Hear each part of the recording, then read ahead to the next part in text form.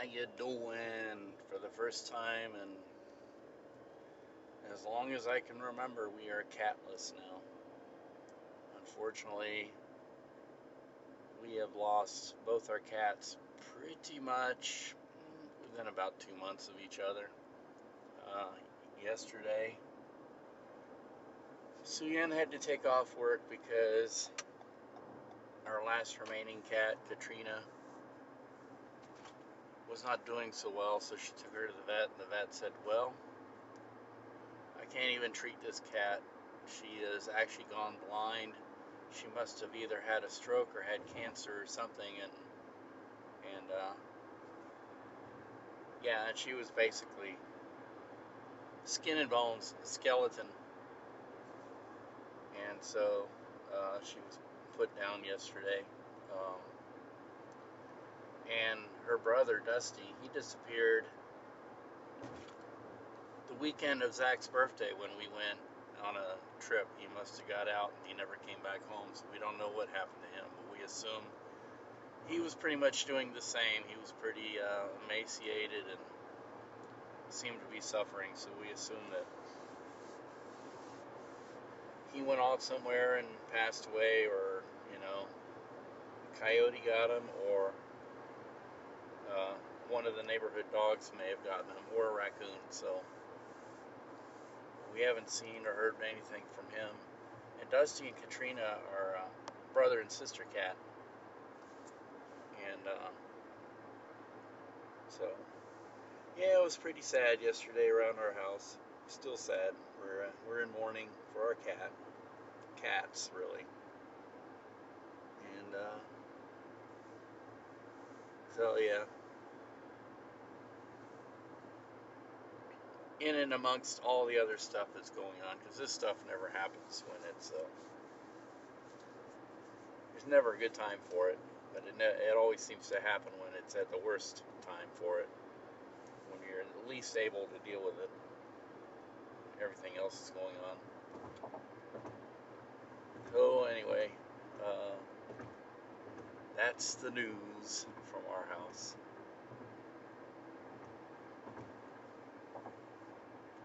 And yeah, both cats. The reason we called Catrina was because they were born in August 2005, sometime around the time when Hurricane Katrina hit the Gulf Coast. And Catrina was sort of the boss of the litter. She was the one that kept the other kittens in line, and she had this personality that was very, you know, on her own terms and kind of almost a little bit witchy at times. Um, Very strong personality for a female cat, and so what other name would be fitting for a strong personality for her other than Catrina? But we didn't spell it K-A-T, we spelled it C-H-E, Catrina. And Dusty was named the way he is because he was such a easygoing cat, everybody's buddy, very cuddly, very affectionate. You know, a very almost like dude-like personality. Like, whatever. And we even joked that he was like our pillow because you could almost treat him like a pillow. So, lest I wax on boorishly and endlessly about cats, let's continue on in life. So when I went ghost hunting the other night, Saturday,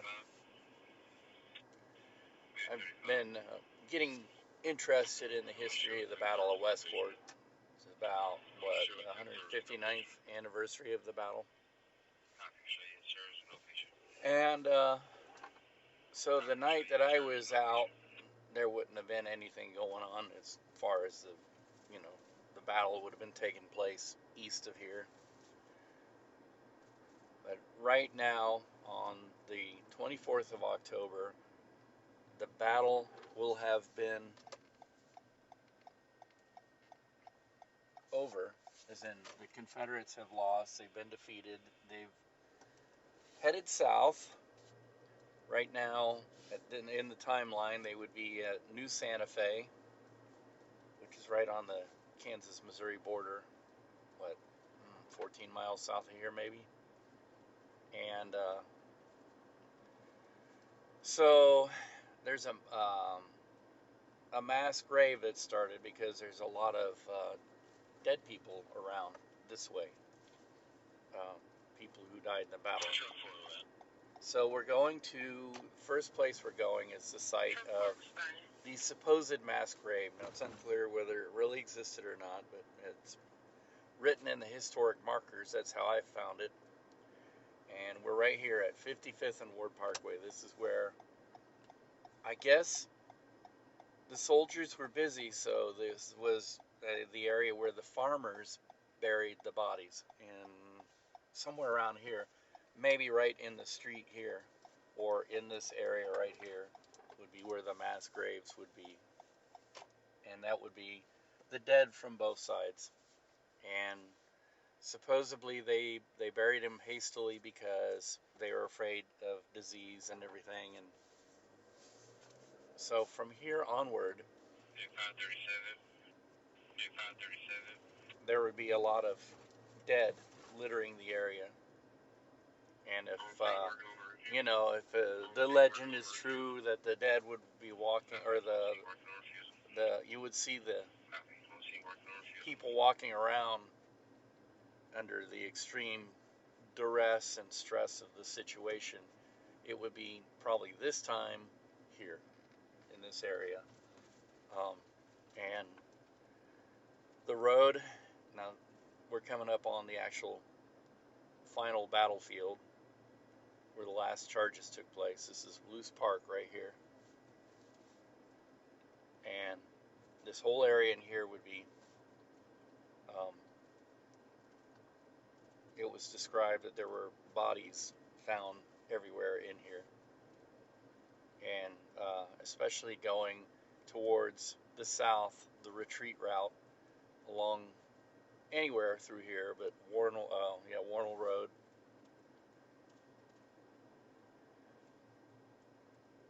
So we're coming up, what is this? We're at 55th and Warnell now.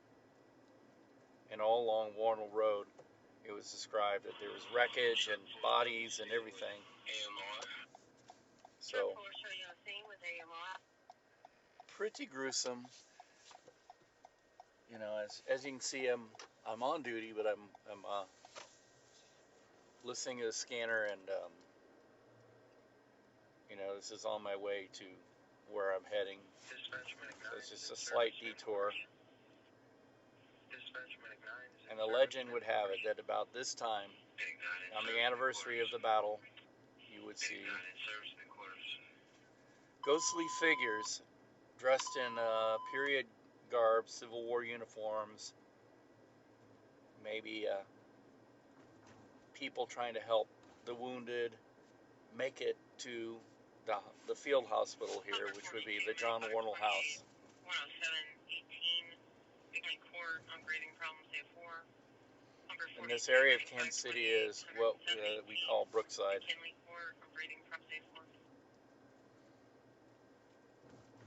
And I don't see anything, do you?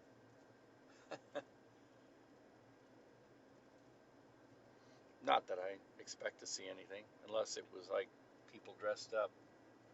I see some spooky Halloween decorations, which we showed the last time we were here.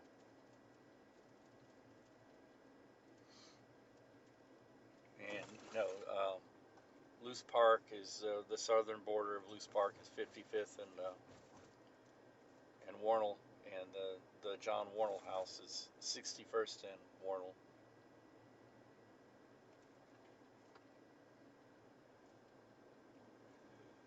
And I would like to get something going on this because you get people very interested, especially this time of year, and then you get people interested in their own local history and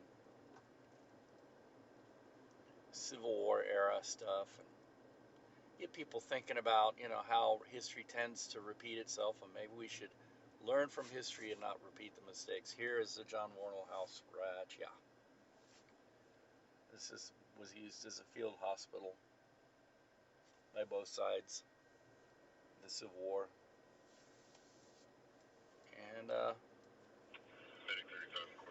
yeah, pretty calm and peaceful. Not much going on. And woo, there's some scary ghosty looking things, decorations. And I don't know who says that ghosts would say woo. And we are in Brookside, which is like the J.C. Nichols developed a lot of these neighborhoods to the south, and Brookside was like an older shopping center, and it's a nice area. It's a nice place. Good. It's fairly pedestrian friendly. J.C. Nichols developed the Plaza, Brookside, um, a lot of these areas. So now I'm heading back because I got to pick up my TVU. Mondays and Tuesdays I usually do kind of a circuit. Now I'm almost like I'm on patrol of the area. And so far tonight we've heard a fire that turned out to be nothing, small electrical fire, and there's an accident way down south in Grandview where they were calling for extra ambulances, but I had heard on the scanner that they said that the people were actually out and walking around, and I think the ambulances were just to check them out. It was a rollover accident with 5 people in the car. So yeah, I'm listening and I'm very aware. But in the meantime, while I'm on patrol, I take the opportunity to continue the ghost hunt, try and get people interested in local Kansas City history, and around Halloween, getting people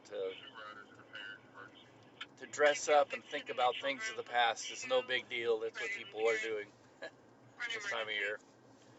So maybe we can make the benefactor of this people's awareness of local history and get local history talked about, because it's very interesting history. It was the biggest battle west of the Mississippi, and it was also the battle that pretty much settled a lot of questions. Missouri was not going to join the Confederacy, neither was Kansas. And wow, that's pretty. Oh, that's my creepy pony over there. And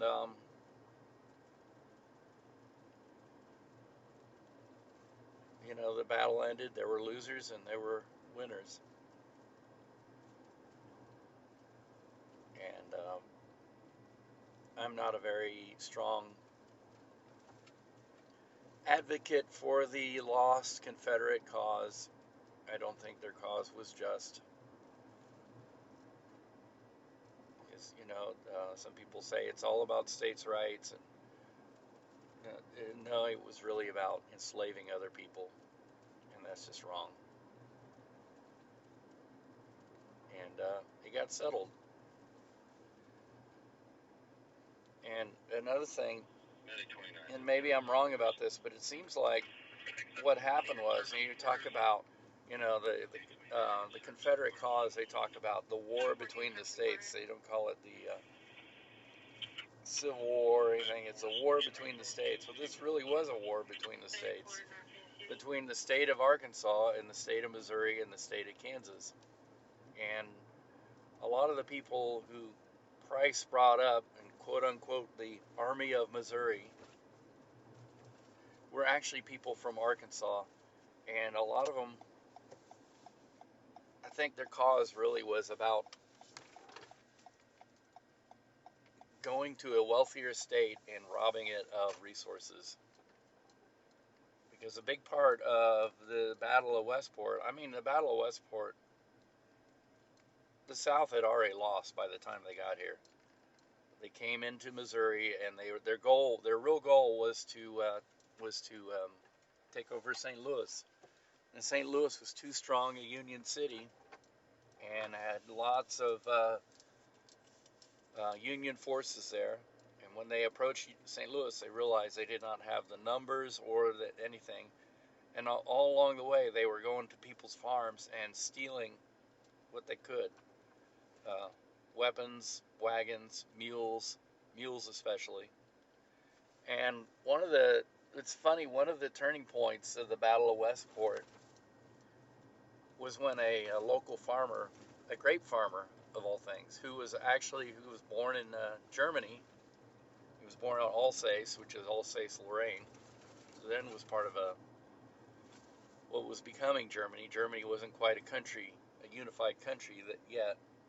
He came to Missouri like a lot of immigrants did from that area because they were farmers and they saw opportunity here. I'm going to pull over up here close to the station. I'm going to go all the way in. Well, a lot of the German farmers did not have very strong sympathies to the South. They did not like slavery. Many of them came here for religious reasons, religious persecution in Europe. And this one farmer got particularly upset because these raiders were coming around stealing from people in Missouri, and they stole his mule, and he didn't like that. So he sought out the Union general, Curtis, and he told him, hey, there's a back way around that get around the Confederate lines, which they used. One of the key points of the battle was he led them around, and they got in a good position to fight with their artillery to fire on the Confederate lines. And essentially, he showed them a pathway where they could undetectedly outflank the Confederates and shoot down their lines. And I forget his name. He's actually buried in is it Union Cemetery, Union Hill Cemetery? I'm really bad about this. And supposedly he's buried real close to one of the Confederate generals, which is ironic. So, and at the end of the Civil War, people had it with war. Everybody was traumatized. Atrocities were committed on all sides, and people just got back to trying to live in the future, move towards the future, live in the present, and take care of what they have. And a lot of people just forgave and forgot, and there's a good lesson in that. If those passions of that time could be settled and people could forgive and forget, maybe we should think that's the way we should be now. Well, anyway, I've rambled on boorishly. Time to get my TVU and see what else is in store for the evening.